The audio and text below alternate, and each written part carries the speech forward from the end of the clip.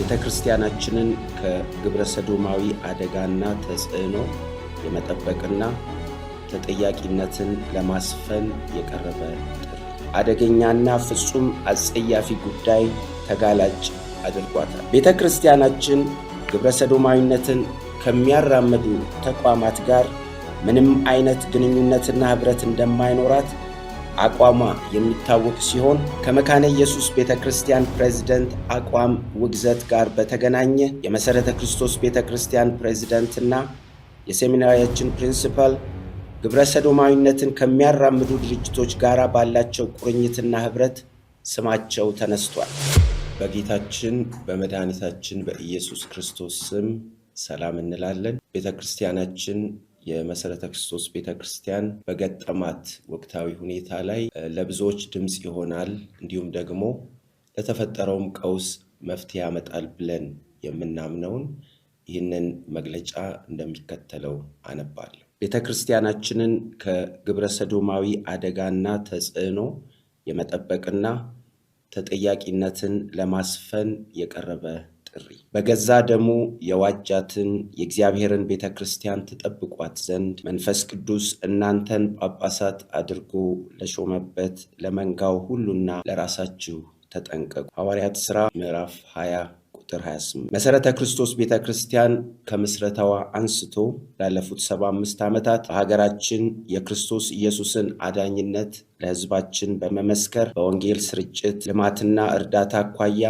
መጠነ ሰፊ ስራዎችን የሰራችና በመስራት ላይ የምትገኝ ስመጥር ቤተክርስቲያን ነች። በመጽሐፍ ቅዱሳዊ አስተምህሮዋና ልዩ ልዩ መጽሐፍ ቅዱሳዊ ትምህርቶችን በማዘጋጀትና በማስተማር እንዲሁም በተለያዩ ዘመናት የሚነሱ ኑፋቂዎችን ቀድማ በማየት ለዚህ ምላሽ የሚሆኑ ትምህርቶችን በማዘጋጀትና በማስተማር ከራሷ አልፋ ለሌሎች የወንጌል አማኞች በአርአያነት የምትታይ ቤተክርስቲያን ናት። አሁንም ቤተክርስቲያናችን ከላይ የተዘረዘሩትን የጠራና ንጹህ መንፈሳዊ አስተምህሮንና ተግባራዊ የህይወት ልምምድን የምታስተምርንና የምታበረታታ የማይናወጥ አቋም ያላት የክርስቶስ አካል ናት። በየዘመናቱ የሚገጥሟትን ፈተናዎች በእግዚአብሔር ጸጋና እርዳታ በመንፈስ ቅዱስም ኃይል እያሸነፈች የበዛችና የሰፋች በመከራ ውስጥ እየነጠረች እዚህ የደረሰች ቤተክርስቲያን ናት። የእግዚአብሔር ስም ለዘላለም ብሩክ ይሁን። አሁንም በእግዚአብሔር ኃይልና ጸጋ ተደግፋ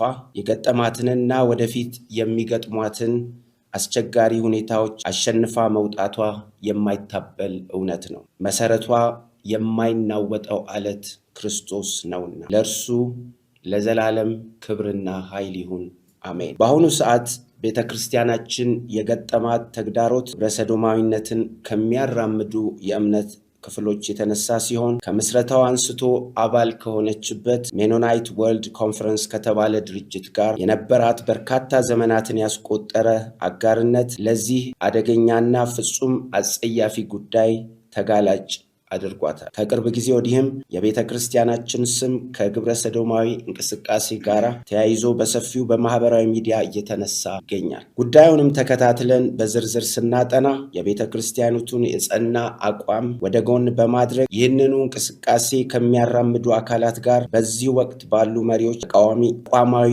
ግንኙነቶች እየተደረጉ እንደሆነና ይህንኑ ለመሸፈን ከእውነት የራቁ መግለጫዎች ሲወጡና ምዕመናንም ግራ ሲጋቡ ለመታዘብ ችለናል። ይህን ተከትሎ ከቤተ ክርስቲያናችን የአስተዳደር መሪዎች ጉባኤ ሰብሳቢና ምክትል ሰብሳቢ ጋር ጉዳዩ ላይ ለመምከርና አፋጣኝ መፍትሄን ለመሻት በአካል ተገናኝተን የተወያየን ሲሆን በጽሁፍም ጥያቄያችንን አቅርበናል። ይሁንና ከጉዳዩ አሳሳቢነትና አጣዳፊነት አንጻር ተገቢና አፋጣኝ ተግባራዊ ምላሽንም አላገኘንም። ይህን ጉዳይ አስመልክቶ ለቤተ ክርስቲያናችን ምዕመናን ጉዳዩ ለሚመለከታቸውም አካላት ደረስንበትን አቋም በይፋ እንዲገነዘቡ ማድረግ ተገቢ ነው ብለን እናምናለን። እየተካሄዱ ያሉ ያልተገቡ እንቅስቃሴዎች ከቤተ ክርስቲያናችን እምነትና አስተምህሮ በጉዳዩም ላይ ካላት የጸና አቋም በተጻራሪ መሆናቸው ግራ መጋባት ውስጥ ለሚገኘው ሕዝባችን ይህን ጉዳይ መግለጻችን በተወሰነ መልክ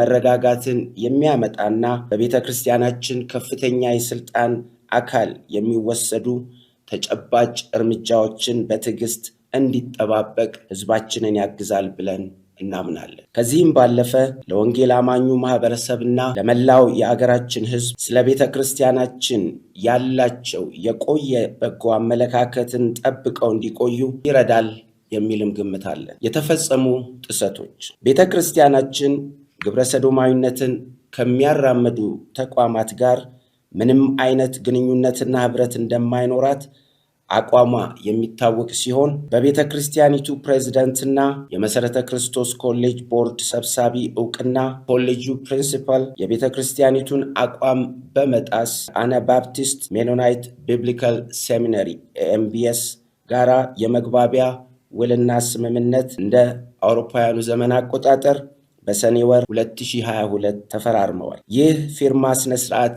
ሲካሄድ ኤምቢኤስ ወይንም ሴሚናሪው ግብረ ሰዶማዊነትን እንደሚያራምድ የቦርዱ ሰብሳቢም ሆነ ፕሪንሲፓሉ አበክረው እንደሚያውቁ በርካታ መረጃዎች በግልጽ ያሳያሉ። ከመካነ ኢየሱስ ቤተክርስቲያን ፕሬዝዳንት አቋም ውግዘት ጋር በተገናኘ የመሰረተ ክርስቶስ ቤተክርስቲያን ፕሬዝዳንትና የሴሚናሪያችን ፕሪንሲፓል ግብረ ሰዶማዊነትን ከሚያራምዱ ድርጅቶች ጋር ባላቸው ቁርኝትና ህብረት ስማቸው ተነስቷል። በዚህም ቄስ ተረፈ ድሪባና ሌሎች ወገኖችም በመረጃ አስደግፈው ፕሬዝዳንቱና ፕሪንሲፓሉ ቤተክርስቲያናችንንና ሴሚናሪያችንን ከነዚሁ ድርጅቶች ጋር እያቆራኙ እንደሆነ ለህዝባችን በመግለጽ ጥሪ ማቅረባቸው ሌላው ተጨማሪ ማስረጃ ነው። ጥሪውን ተከትሎ የመሰረተ ክርስቶስ ቤተክርስቲያን ዋና ቢሮ የተምታታና እርስ በርሱ የሚጋጭ መግለጫን ማውጣቱ ይታወሳል። በመግለጫውም እነዚህ አካላት ጋር ምንም አይነት ግንኙነትና ህብረት እንደሌላቸውም ገልጸዋል። ይህንኑ ተከትሎ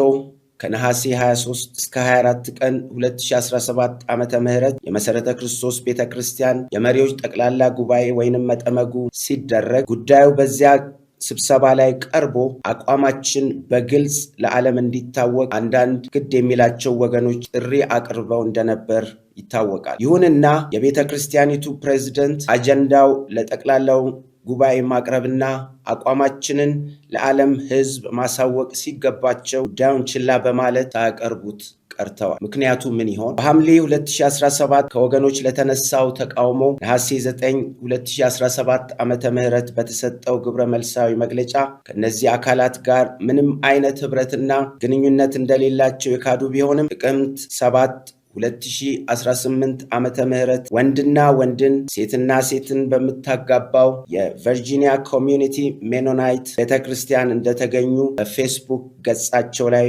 መለጠፋቸው ሌላው ማስረጃ ነው። ይህንኑ ተከትሎ በተነሳው ተቃውሞ ጥቅምት 7 2018 ዓመተ ምህረት ሁለተኛ በወጣው መግለጫቸው ላይ እውነታውን ክደው እጠቅሳለሁ እንደዚህ አይነት ሐሳብ ከሚያራምዱ ግለሰቦች፣ ማህበራት፣ የእምነት ተቋማት ጋር ምንም አይነት ህብረት የላትም አይኖራትም የሚል መግለጫ እንዳወጡ ይታወቃል። ታዲያ ማንን ወክለው ነው ከነዚህ አካላት ጋር ህብረትን እየፈጠሩ የሚገኙት? መረጃዎች በግልጽ በአደባባይ ተለጥፈው እያሉ ነሐሴ 9 2017 በወጣው መግለጫ ምንም አይነት ህብረትና ግንኙነት እንደሌላቸው መግለጻቸው እንዳለ ሆኖ በሁለተኛው መግለጫ ማለትም ጥቅምት 7 2018 ዓ.ም በወጣው ደግሞ ሴሚናሪያችን ከአናባፕቲስት ሜኖናይት ቢብሊካል ሴሚናሪ ወይንም ኤምቢኤስ ጋር ያለውን ግንኙነት ሙሉ በሙሉ ያቋረጠ ሲሆን ይህንንም ለተቋሙ በግልባጩ አሳውቀናል ይላል። የሌለውን ግንኙነት እንዴት ሊያቋርጡ ቻሉ? ከተቋረጠስ ግንኙነቱን አሁንም እንዳልተቋረጠ የሚያመለክቱ እንቅስቃሴዎች ለምን ሊቀጥሉ ቻሉ? እርግጥ ግንኙነቱን አቋርጠው ይሆን ወይስ አላቋረጡ? እነዚህን ውሳኔዎች የትኛው አካል እየወሰነ ይሆን? በእነዚህ ሁሉ ምክንያቶች በቤተ ክርስቲያኒቱ መሪዎች ላይ ያለው እምነት ወይንም ትረስት በከፍተኛ ደረጃ እንዲጠፋ ሆኗል። ለህዝባችን የምናቀርበው ጥሪ የቤተ ክርስቲያናችን ከፍተኛው የስልጣን አካል የሆነው የመሰረተ ክርስቶስ ቤተ ክርስቲያን አስተዳደር መሪዎች ጉባኤ ወይንም አመጉ በአስቸኳይ እንዲሰበሰብና አንድ በዘመናት መካከል የመሰረተ ክርስቶስ ቤተ ክርስቲያን ከግብረ ሰዶማዊነት አንጻር ያላትን የማይናወጥ መጽሐፍ ቅዱሳዊ አቋም ወደ ጎን በመተው ግብረሰዶማዊነትን በሚያራምዱ ተቋማት በመገኘት የእግዚአብሔርን ቤተክርስቲያን ቅድስና ይጠብቁ ዘንድ ልዑል እግዚአብሔርና የእግዚአብሔር ሕዝብ የጣለባቸውን አደራ በሚገባ ያልተወጡትን የቤተክርስቲያኒቱን ፕሬዝዳንትና የመሰረተ ክርስቶስ ቤተክርስቲያን ሴሚናሪ ፕሪንሲፓል ላይ በቤተክርስቲያኒቱ ደንብ መሰረት አስፈላጊው የዲሲፕሊን እርምጃ ሁሉ ተወስዶ ለሕዝባችን እንዲገለጽ። 2.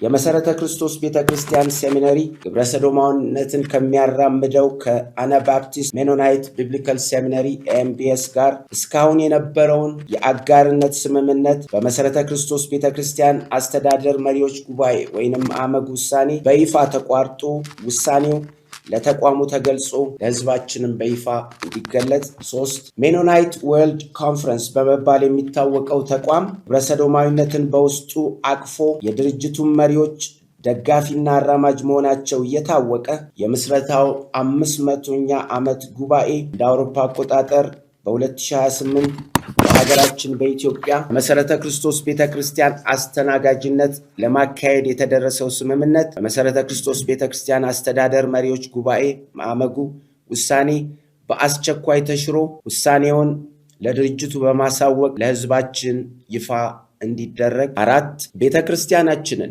አሁን ላለችበት ቀውስ የዳረጋት የስልጣን በጥቂት ሰዎች እጅ ላይ መማከሉ ስለሆነ ዋናውና የውስጥ መተዳደሪያ ደንቦች ገለልተኛ በሆኑ የቤተ ክርስቲያኒቱ ባለሙያዎች እንደገና በጥልቀት ከተመረመሩና አስፈላጊ ሁሉ ማስተካከያ ከተደረገባቸው በኋላ በመሰረተ ክርስቶስ ቤተክርስቲያን አስተዳደር የመሪዎች ጉባኤ ተፈትሾ በመሰረተ ክርስቶስ ቤተክርስቲያን መሪዎች ጠቅላላ ጉባኤ ማለትም መጠመጉ ከጸደቁ በኋላ ስራ ላይ እንዲውሉ እንዲደረግ። 5. ቤተክርስቲያናችን እጅግ አሳሳቢ በሆነ ቀውስ ውስጥ ስታልፍና ምዕመኗም በከፍተኛ ግራ መጋባት ውስጥ በነበረበት ባለፉት ወራት መሰረተ ክርስቶስ ቤተክርስቲያን አስተዳደር መሪዎች ጉባኤ ከተጣለበት ከፍተኛ ኃላፊነት የተነሳ አስቸኳይ ጉባኤ በመጥራት በጉዳዩ ላይ በጥልቀት ተወያይቶ የመሪነት ሚናውን መወጣትና ሕዝብን ማረጋጋት፣ ለስራ ጉዳይ ውጭ ሀገር ሄደዋል የተባሉትን መሪዎች ከተፈጠረው ቀውስ የተነሳ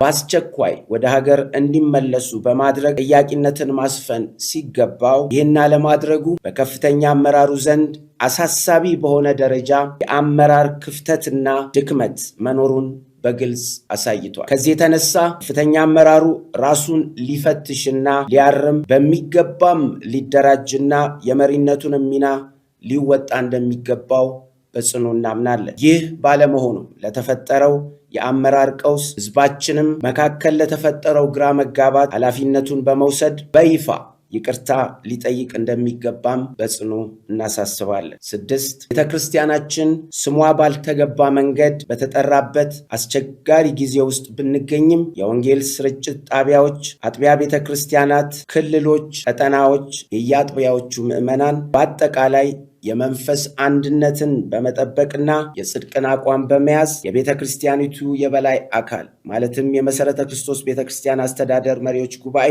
አቅጣጫ እስከሚሰጥ ድረስ አገልግሎታችሁን እንደ ወትሮው በትጋት እንድትቀጥሉ በታላቅ አክብሮትና ትህትና ጥሪያችንን እናቀርባለን። 7. ከኢትዮጵያ ውጭ በዓለም ዙሪያ ተበትናችሁ የምትገኙ የቤተ ክርስቲያኒቱ የቀድሞ መሪዎችና አገልጋዮች እንዲሁም አባላት ክርስቲያኒቱ ላይ ከፍተኛ አደጋ በተጋረጠበት በዚህ ወሳኝ ወቅት ካለችበት ሁኔታ እንድትወጣ ባለ አደራ እንደመሆናችሁ የሚጠበቅባችሁን ሁሉ እንድታደርጉ በታላቅ አክብሮትና ፍቅር አስቸኳይ ጥሪ እናደርጋለን። ክብር ለአብ፣ ክብር ለወልድ፣ ክብር ለመንፈስ ቅዱስ አንድ አምላክ ከዘላለም እስከ ዘላለም ይሁን። እግዚአብሔር ቤተክርስቲያናችንን በሰላም ይባርክ። ስዩም አንቶኒዮስ፣ ሰለሞን ገብረ ማርያም፣ አሰፋ ደሜ የመሰረተ ክርስቶስ ቤተክርስቲያን አባላትና በጎ ፈቃደኛ አገልጋዮች ህዳር 2 2018 ዓ.ም አዲስ አበባ